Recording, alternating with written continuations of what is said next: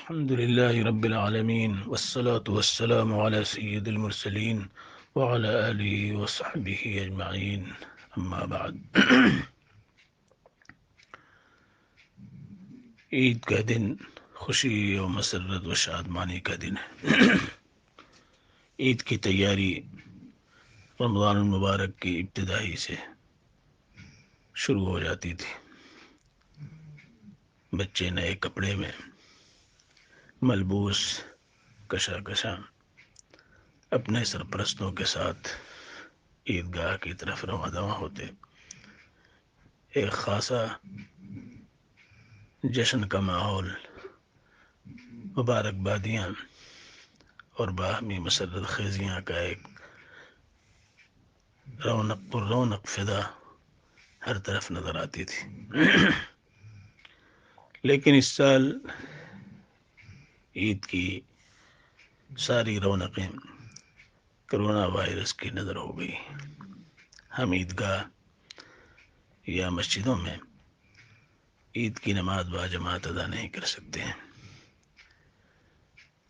اس لیے ہمیں یہ چاہیے کہ اپنے گھروں میں اس نماز کا اہتمام کریں۔ جس طرح عیدگاہ میں عید کی نماز کا اہتمام کیا جاتا تھا، اپنے گھروں میں کریں اور خاص طور سے تکبیرات کا اہتمام کریں۔ جس طرح تکبیریں مسجدوں سے اور عیدگاہ سے ہر طرف اس کی آواز سنائی پڑتی تھی، اس وقت تکبیریں اس کثرت سے کہی جائیں اور اس امید سے کہی جائیں کہ اللہ کی کبریائی کے صدقے میں اللہ تبارک و تعالی دنیا سے اس وائرس کو ختم فرما دیں اور امن و امان کی فضا قائم ہو جائے۔ باہم محبت نفرت سے دوری و مہجوری کے ساتھ ساتھ پروان چڑھے اور ایک دوسرے سے ہم آن لائن مبارکبادیاں دیں، موبائل کے ذریعے مبارکبادیاں دیں اور خوشی محسوس کریں کہ اللہ تبارک و تعالیٰ کی مرضی یہی ہے۔ منشاء الہی کے خلاف کچھ بھی تو نہیں ہوتا ہے۔ اللہ جو چاہتا ہے وہی ہوتا ہے۔ جب وہ کھلانا چاہتا ہے کھانے میں برکتیں عطا کرتا ہے، اور جب وہ بھوکا رکھنا چاہتا ہے تو بھوکے میں ایک خاص لذت و لطف پیدا فرما دیتا ہے اور ثواب کی سلسبیل جاری فرما دیتا ہے۔ اللہ کی دھرتی پر اس کے حکم کے بغیر کچھ بھی تو نہیں ہوتا ہے۔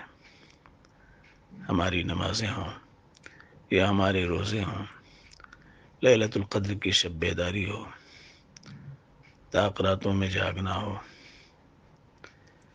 یا جمعے کی شب میں اس کے حضور میں مناجات کے لیے پیش ہونا ہو، یہ سب اس کی توفیق اور حکم کے مطابق ہی عمل میں آتا ہے۔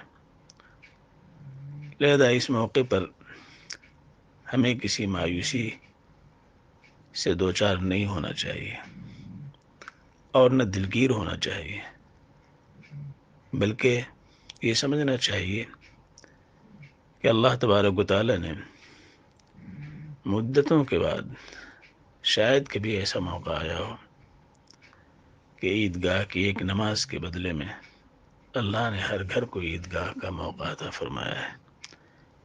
عیدگاہ کی خصوصیات سے اس کو نوازنے کا فیصلہ فرمایا ہے، اور ایک امام کی جگہ سینکڑوں امام ایک بستی میں اللہ کے حضور میں یہ دوگانہ شکریہ کے طور پہ ادا کرنے کے لیے اللہ کے حضور میں کھڑے ہیں۔ یہ بھی اللہ کا ایک بڑا فضل ہے جو امت محمدیہ پہ ہے۔ اللہ کے رسول صلی اللہ علیہ وآلہ وسلم نے روئے زمین کو مسجد قرار دیا ہے، لہذا ہم جہاں بھی نماز پڑھیں گے ہمیں مسجد میں پڑھنے کا ثواب حاصل ہوگا۔ مسجد کی حضوری لازم و ضروری، لیکن موانع کی بنیاد پہ وہ حضوری گھروں میں اقامت کے ساتھ، اجر و ثواب کے ساتھ ہم اس حضوری کی فضیلت کو حاصل کر سکتے ہیں۔ لہذا ہم تمام اپنے احباب، رفقا، اپنے بزرگوں، اپنے نوجوان ساتھیوں، شہر اور دیہات کے رہنے والوں، ان سے ہم یہی عرض کریں گے کہ آپ نہ ملول خاطر ہوں، نہ دلگیر ہوں، نہ رنجور ہوں، نہ صبور ہوں، بلکہ اس میں بھی اس بات کا خیال رہے کہ مرضی مولا عز مولا، اللہ کی مرضی سب سے بہتر ہے۔ شاید وہ اسی طرح ہم کو دیکھنا چاہتا ہے کہ وہ اپنے گھروں میں عید کی یہ خوشی کس انداز میں مناتے ہیں، قائم کرتے ہیں۔ لہذا جس طرح جمعے کی نماز پڑھی جاتی ہے اور پڑھی جاتی رہی ہے اس لاک ڈاؤن کے زمانے میں، بالکل اسی طرح عید کی نماز بھی قائم کریں۔ بس فرق یہ ہے کہ جمعے کا خطبہ لازم ہے، شرط ہے، بغیر جمعے کے خطبے کے جمعے کی نماز نہیں ہوتی ہے۔ لیکن عیدین کی نماز جو دوگانہ ادا کی جاتی ہے، رمضان المبارک کے مبارک مہینے کے خاتمے پر شکر الہی بجا لانے کے لیے دوگانہ ادا کرتے ہیں، تو اس میں خطبہ بعد میں ہے، لیکن وہ مسنون ہے۔ اگر خطبہ پڑھا جائے، خواہ دیکھ کر کے پڑھا جائے یا تقریر کی شکل میں خطیب خطبہ دے، دونوں طرح سے ہی ہے۔ عید کے لیے کچھ زائد تکبیریں ہیں، شوافے کے ہاں 12 زائد تکبیریں ہیں۔ پہلی رکعت میں ثنا کے بعد 7 تکبیریں کہی جائیں گی، اس کے بعد امام سورہ فاتحہ پڑھے گا اور ضم سورہ کرنے کے بعد رکوع میں چلا جائے گا۔ دوسری رکعت سورہ فاتحہ اور ضم سورہ کے بعد 5 تکبیریں کہے گا اور اس طرح اپنی نماز وہ پوری کرے گا۔ نماز کے بعد دعا کر لے گا اور اس کے بعد خطبہ دے گا۔ اس موقع پر طویل خطبے کی ضرورت نہیں ہے، نہ لمبی تقریر کرنے کی ضرورت ہے۔ مختصر خطبہ مختصر نماز کے ساتھ ادا کر لیا جائے۔ البتہ اللہ کا شکر ادا کریں کہ اللہ نے ہمیں یہ دن، یہ مبارک دن، یہ عظیم دن، یہ بابرکت دن اپنے فضل سے عطا کیا ہے، اور یہ آئندہ آنے والے سالوں میں بھی یہ دن ہمارے لیے برکت و سعادت کا پیش خیمہ ثابت ہوگا۔ اس یقین کے ساتھ، اس تیقن کے ساتھ اللہ کے حضور میں ہم دوگانہ ادا کریں۔ دوگانہ ادا کرنے سے پہلے ایک خاص عبادت صدقہ فطر کی ادائیگی ہے۔ صدقہ فطر ہمیں غریب اور فقراء اور مساکین و محتاج جو لاک ڈاؤن کی وجہ سے آج اچھے گھرانے محتاج، ان کے یہاں کھانے کو نہیں ہے، ضروریات زندگی کی قلت ہے، ان تک اپنے صدقہ فطر کو پہنچائیں۔ ہر علاقے میں وہاں کے علماء نے رقم یا اجناس طے کیا ہوگا، اس کے اعتبار سے صدقہ فطر کو ادا کریں اور غریبوں تک پہنچائیں۔ حدیث شریف میں یہ بھی آتا ہے کہ اللہ کے رسول صلی اللہ علیہ وسلم نے فرمایا کہ اللہ رب العزت کا ارشاد ہے